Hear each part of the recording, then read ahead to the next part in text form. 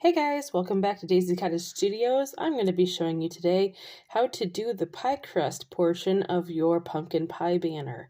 So this is what we should look like right now. We should have this point all stitched on. We should have this stitched on. This is your first step. This is your second step.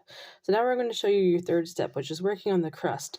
And I purposely have this part a lot thicker than you would normally want for a crust because we're going to fold it over, and that's going to create your loop so that you can put in a rope so that you can turn it into a hanging banner. So the first thing to do, I have this clipped on, but you're going to want to fold this over to see kind of about where it's going to hit, just to kind of give you a good idea and a good visual of the right side. Then I have this piece here that's about 2 centimeters thick. I think it's about 10 or 12 inches long. And then I'm going to clip that right over here. And I'm using the clips because that'll keep it nice and even. So I don't need it clipped right now, but if you're not sure and you're preparing a bunch of this, just put one clip on like that so you know where to line it up. So next I'm going to be using a blanket stitch. So I'm going to first hide the blanket stitch right in here, right between these two. That's where the knot's going to go, is you're going to hide it in the sandwich right here.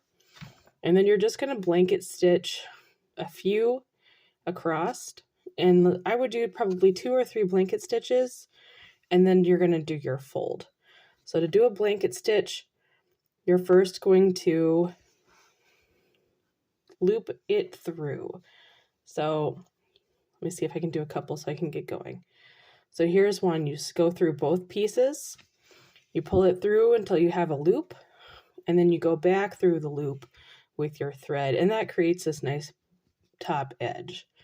So I'm going to do about 4 of those, and then to create the ruffle, I'm going to grab a piece like this, and then I'm going to go through all those pieces with my first stitch, and then I'm going to pick this one up to create that blanket stitch.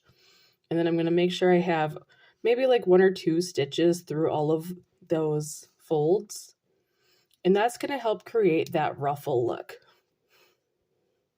Oh no, I've dropped one. So I'm going to fix that right away. So don't worry, if you make a mistake, you can always fix it. So that's going to create this nice ruffle edge. And then after we're done making this ruffle edge all the way across, we're going to cut off the excess and then tack it down with just a straight stitch or a whip stitch. But that's going to create a nice ruffle effect all along the top. All right, thanks guys for watching.